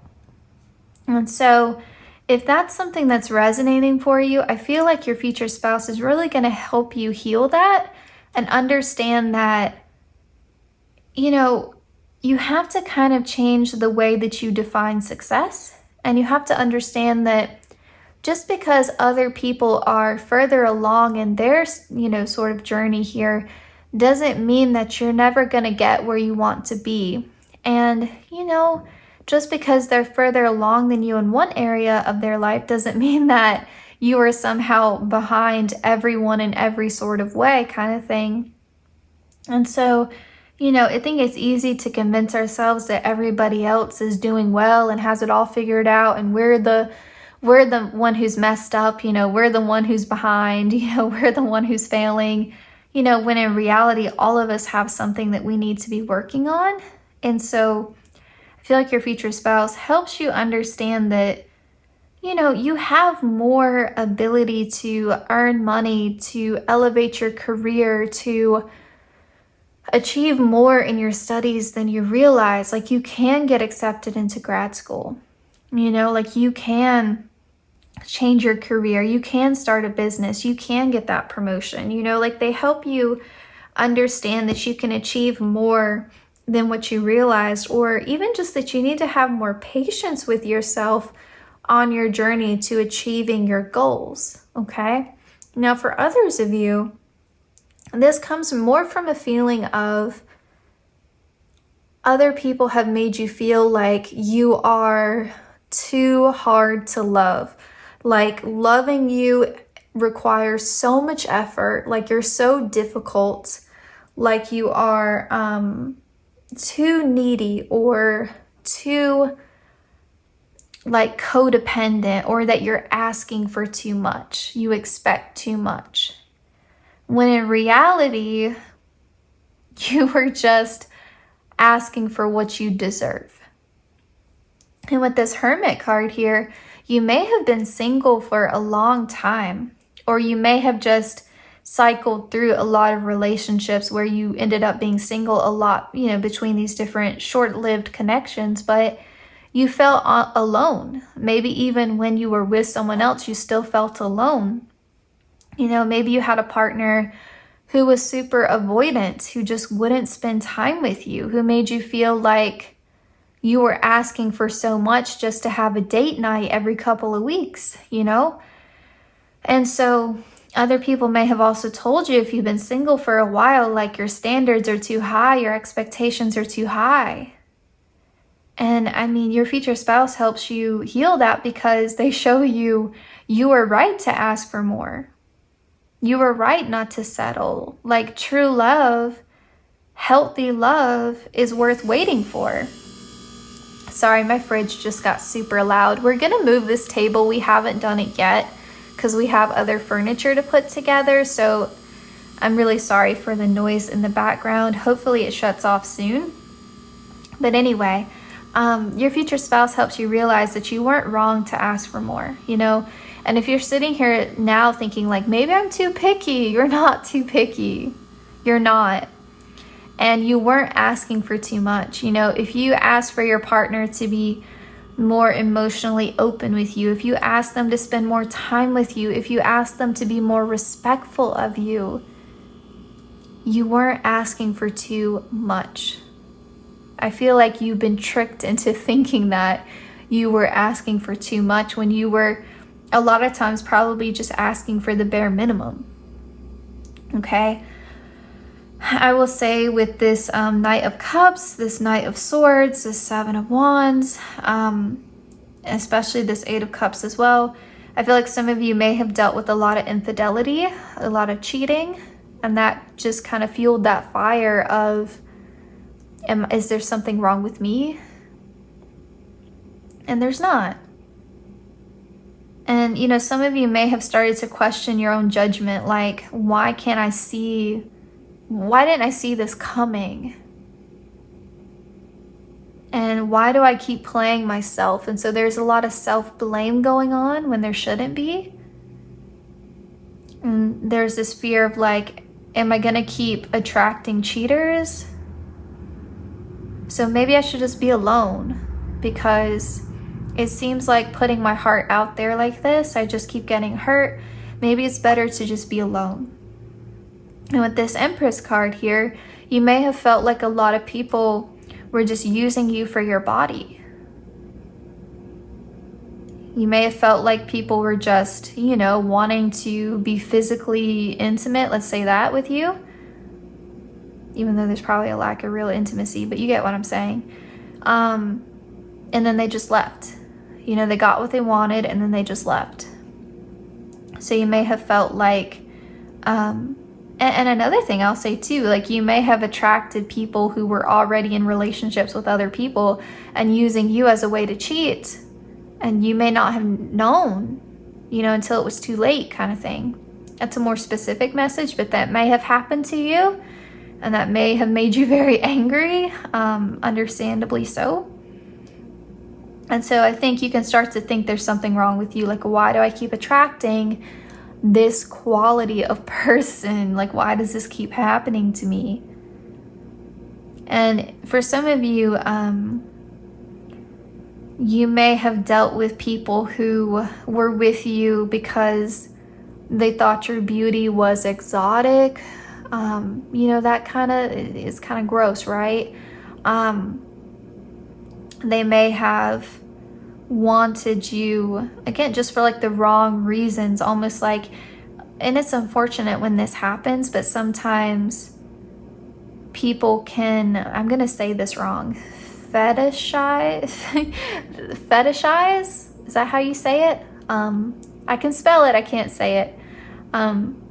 Your beauty because, you know, of your skin color or, you know, whatever, because you come from another country, whatever. But it's always unfortunate when that happens, right? So you could have dealt with that, you know, people just wanting you for these very superficial reasons, and, you know, then just leaving you when they get bored or they get restless or they see some shiny new thing, you know. You may have attracted people with very short attention spans, and you start to, again, you question, like, am I putting something out there? Why does this keep happening to me? There's nothing wrong with you. And so then you may have this kind of, I don't want to say extreme reaction, but it's like, I'm going to take the exact opposite approach. Instead of trying to date, I'm just going to be alone.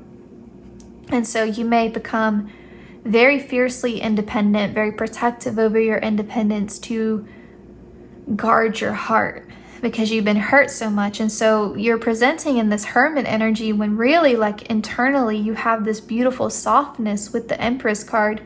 But it's like, I don't want to reveal that. I don't want to show that because I'm tired of getting hurt. So you have walls up, you know, you're guarded. And you may have started to focus on other areas of your life. Like, if my love life's not working out, I'm going to put a lot of emphasis and a lot of pressure on myself to be successful financially, to be successful in my career or whatever. And so it's like you make that other area of your life too important to compensate for your love life not going the way that you want it to. And so the beauty of your connection with your future spouse is that they're going to provide this beautiful safe space for you to be in this Empress energy, to feel safe to rely on someone else, to feel safe to be emotionally vulnerable, to feel safe to receive love from someone else, to feel safe to ask for help when you need it, ask for support when you need it, to feel safe to be physically intimate with someone and not worry that they're going to leave you as soon as you have given them, you know, that side to yourself. I will also say with the Empress card here, it could also be that some people or some experiences that you've had have made you feel physically undesirable. So it may be also, I could also see it going in that way. That's why I said it feels like there is a diverse group here, like there's different energies coming forth. For some of you, it's just this feeling that, you know, there's something wrong with my body, or you feel, if you are a woman, maybe you don't feel comfortable in your femininity. And so there's an insecurity there, like physically you're not enough in some way. And so I feel like your future spouse is going to help you heal that, help you see how beautiful you are in, you know, multiple ways, not just physically, but I think that's part of it, you know? That's part of it. They help you to see your own value again. They help you to see that you weren't wrong to have standards. And I think also, part of you is just tired. I just feel like this great sense of fatigue from you guys. Like you're just tired. You're just over it. You know, you're just sick of, you know, like roses having thorns here. Like, I'm so sick of getting wounded. I'm so sick of getting hurt. And so it's just better to be alone. And so I feel like they help you heal this idea, you know, like you've started to really feel like it's just better to be alone. And so they help you to see like the beauty in partnerships again, because you've never experienced a true partnership. So they show you the beauty in that, the value in that. And so your future spouse is going to be faithful to you. They are going to see you as beautiful, but they're not going to, or attractive, whatever, but they're not going to just value that. It's like a cherry on top kind of thing. They're not just going to value that. They're going to value you in so many different ways. And it's not going to be a situation where they're saying all the right things but doing all the wrong things. So you're going to know a love that is honest, that isn't just charming but short-lived. I also feel like, honestly, your future spouse is in a really financially abundant space, quite honestly. And so I feel like they have the money to sort of back you and support you.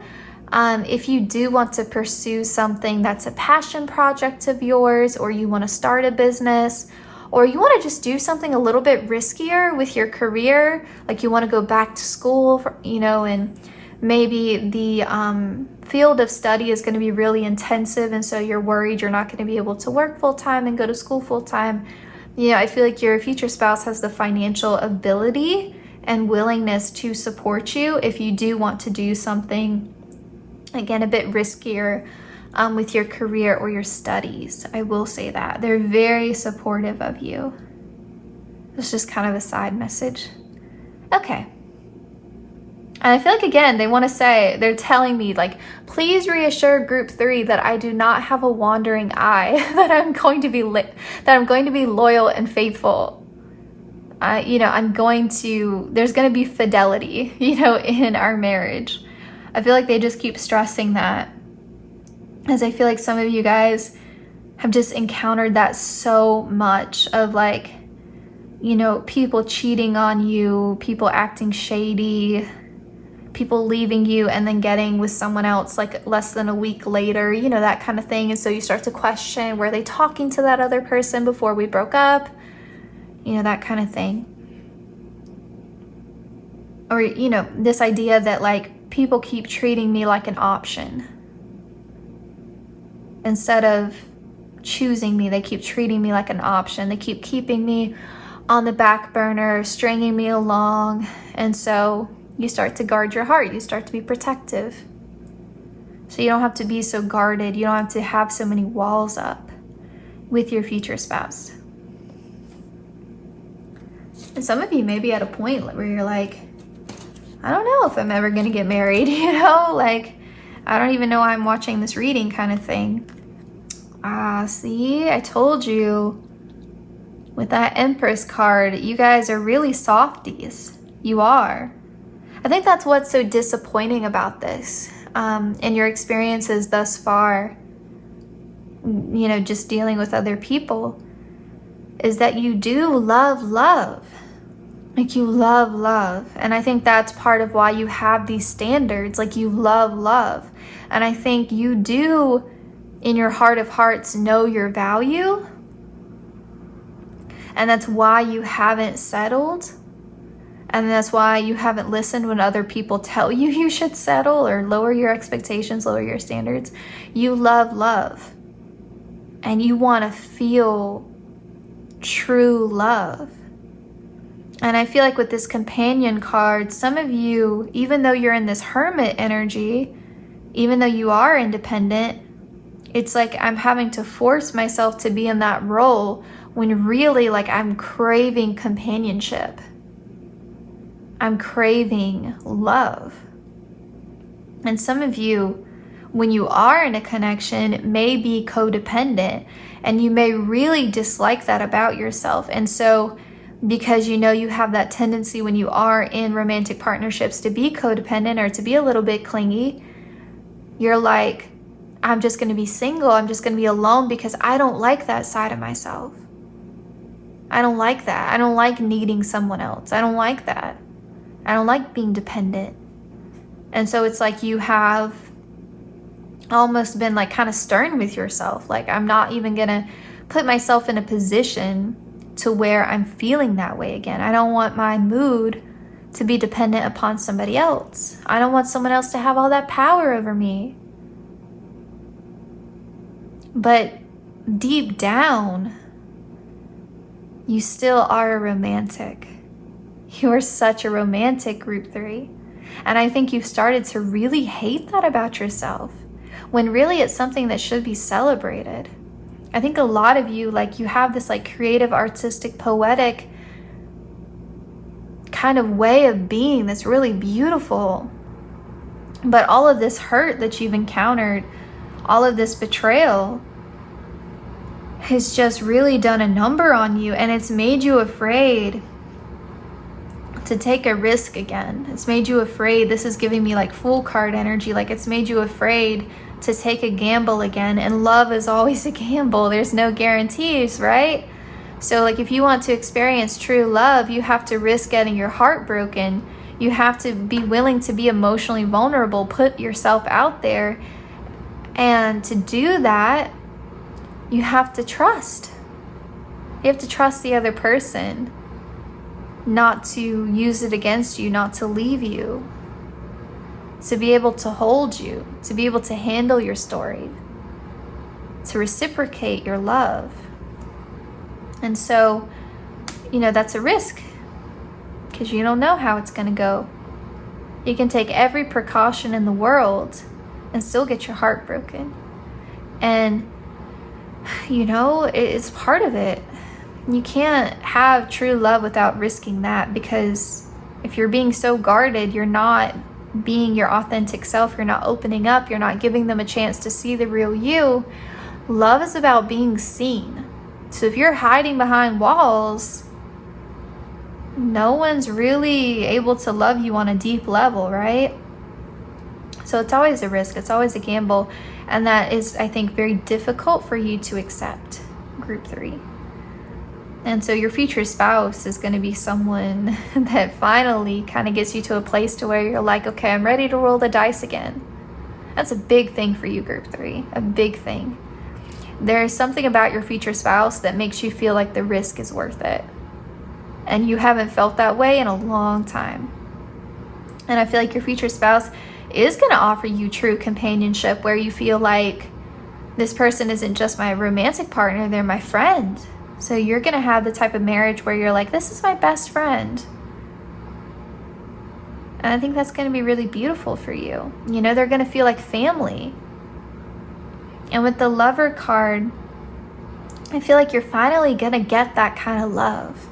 You know, you're finally going to be with someone who is willing to be romantic, who is devoted to you, where you have that real passion that cannot be forced, you know? So it is going to be worth it. I feel like Spirit just kind of wants to give you kind of this reassurance that don't lose your faith. Like, this is going to happen for you. And we have Amalthea. I may have said that wrong. And we have Black Diamond. True love is eternal. I want to look up these 2 cards in the guidebook. It says you have a powerful spiritual journey to take in this lifetime. It is not always easy to take this path. However, you are a wisdom bearer. You are one of the precious ones who is not destroyed by dark experiences in life, but is rather able to find wisdom and empowerment through overcoming them. You've done it before and you will do it again now. As your soul becomes powerful through the pressures she has survived, you'll be able to rise to even greater challenges. But they will feel easier to you than before. You are unstoppable. You have every right to feel bold and joyful about what life holds for you next. Yeah, I feel like Spirit kind of wants to give you this kind of nudge to sort of realize that everything that you've been through, this journey that you've been on, and with the Hermit card, you've been on a journey. You've been on a journey, has helped you understand what real love is. Every time you didn't settle, every time you walked away when someone wasn't treating you nicely, every time when you were strong enough to say, I deserve better, that was you sort of taking a stand and saying, I'm gonna wait for the real thing. And guess what? The real thing was waiting for you too. Your future spouse was waiting for you too. And so it's like, this love was worth waiting for. And you will feel that way again and again and again. This was worth waiting for. And I bet you anything, when you meet your future spouse, you're going to start to see that you two both, I think, have mirrored each other. Both of you have encountered similar challenges. And it's like both of you are at such a place where you've grown so much, you've learned so much. You both are in such a place of like beautiful maturity that you have just this wonderful connection without there having to be so much strife and so much difficulty, because both of you are so emotionally mature. Both of you have done so much inner work. Both of you have healed from so much that you're both ready to give each other the love that you both deserve. And that it's going to be something that lasts. And isn't that always worth waiting for, something that's going to last? Oh, it's so pretty. I love this so much. Okay. I feel like Spirit wanted to give you your flowers for a second and just take a time or take a moment to acknowledge how incredibly strong you are. What a force you are to be reckoned with. It's really beautiful. Okay. It says, your soul is learning about love. Whether you fully realize it or not, you are breaking free from a pattern of relationship that has not been respectful enough of you and your heart.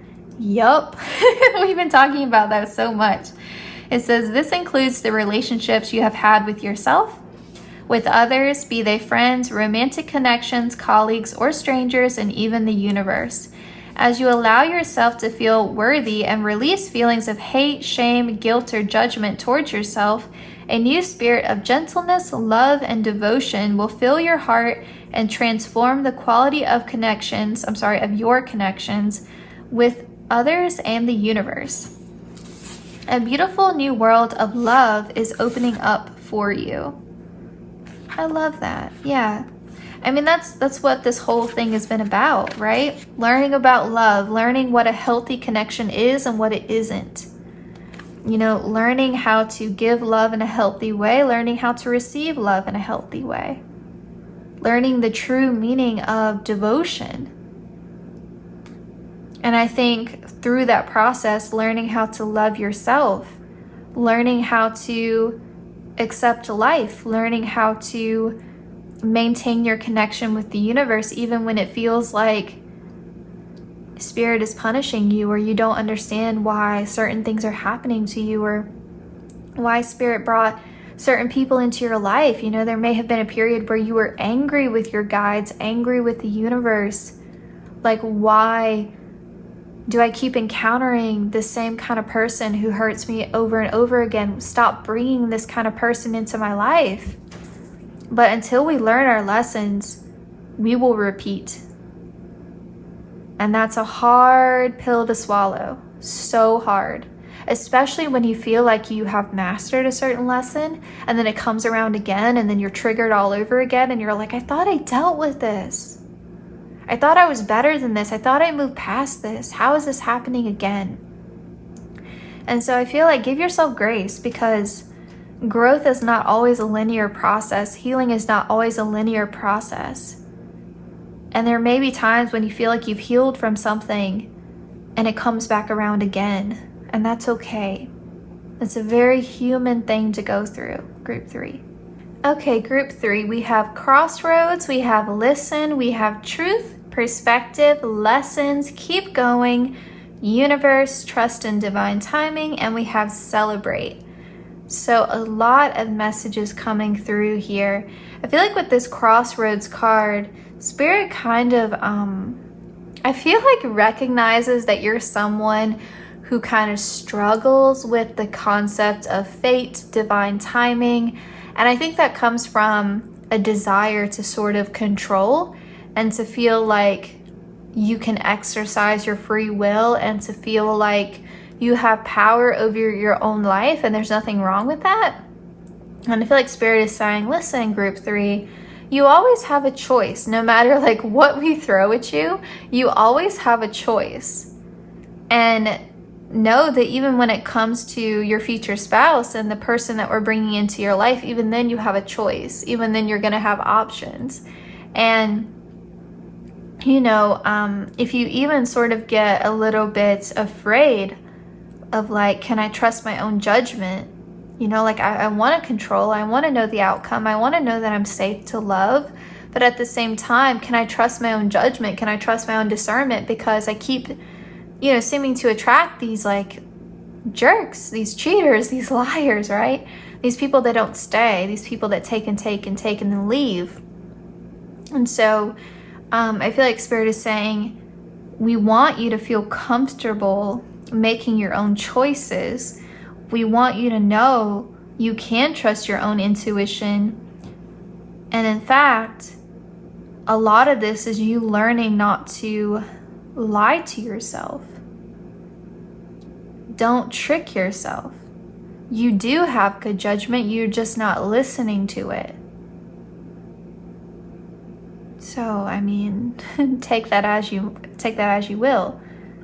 With this truth card here, you're not going to have to use your judgment or rely on your judgment so heavily because your future spouse is going to be honest with you.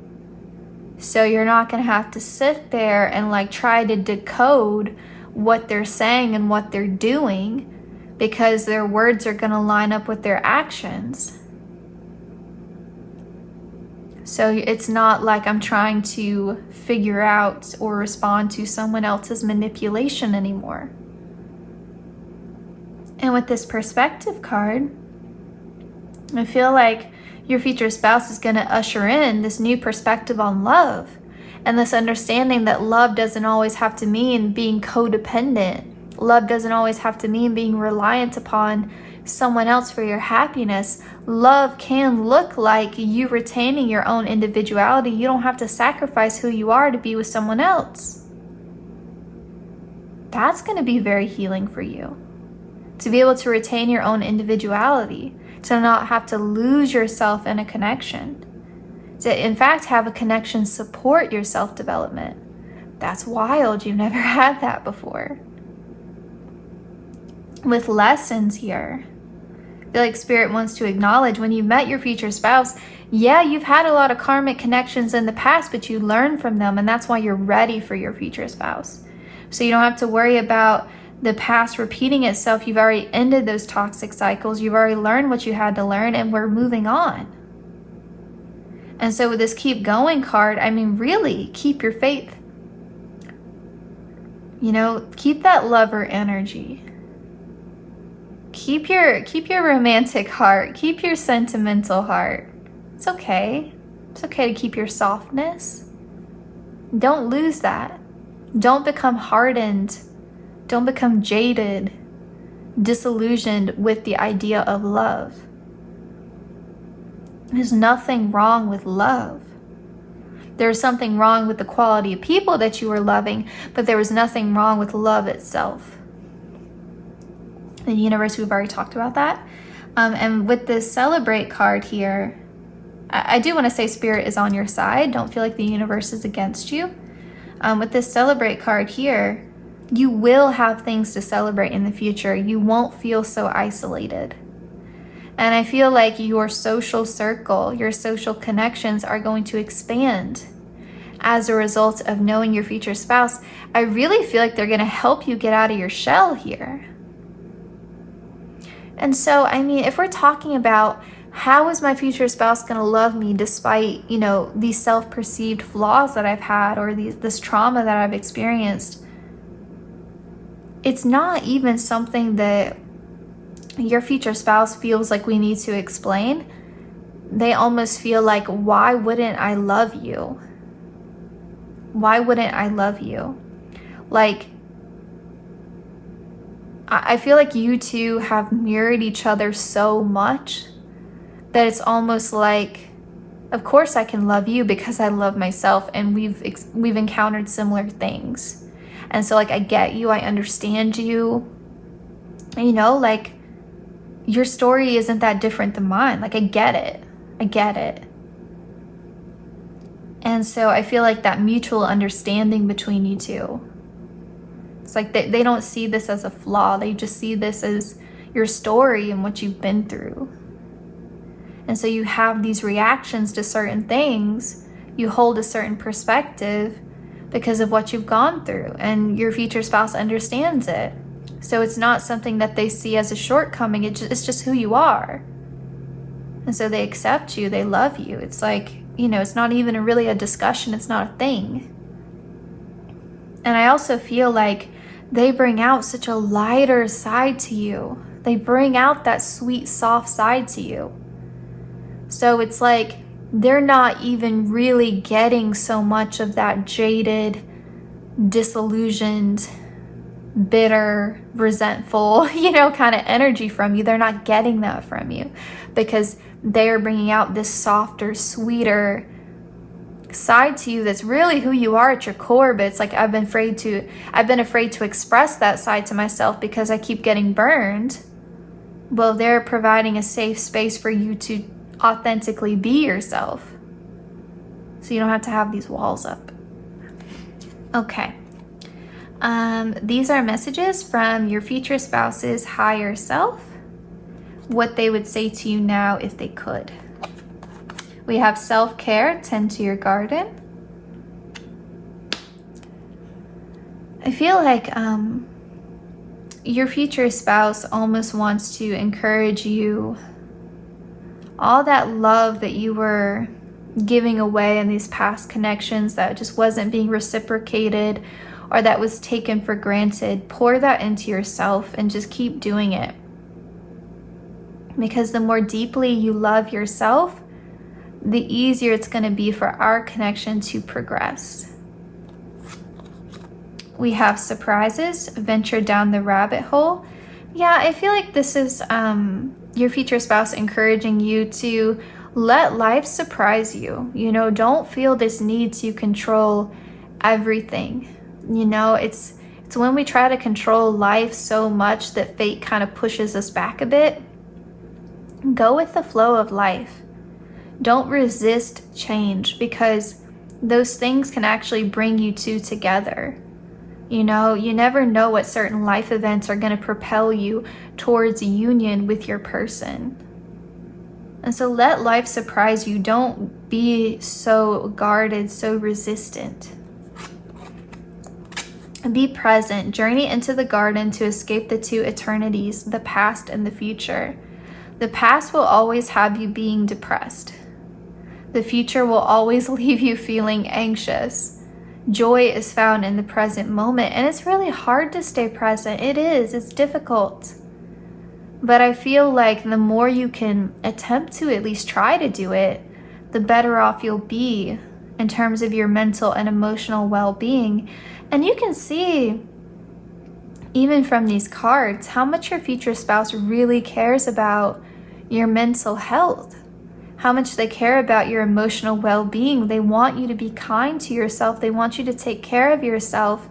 Like, there's a very nurturing attitude from your future spouse. Like, they want to take care of you. They want you. It's almost like, I'm not there to take care of you, so I need you to take care of yourself. I really need you to take care of yourself. And you know, I mean, that happens in marriages. Like, I'm always fussing at my husband to like go to the doctor. Like, go to the doctor. If you're sick, go to the doctor. Please go to the doctor. And so, you know, I think that they're going to have that attitude towards you of like, I want you to take care of yourself. You deserve to take care of yourself. And he's always telling me, like, you need to calm down. Like, you need to relax. Stop worrying so much. Stop it. Let go of, you know, X that happened in the past. It doesn't matter. And so I think you two are really going to take care of each other and be really nurturing and sweet towards each other. We have release, lighten your load. Yeah, I mean, unburden yourself. You know, any emotional baggage, any fears, that sense of disillusionment, feeling jaded with love, unburden yourself of that. It's not helping.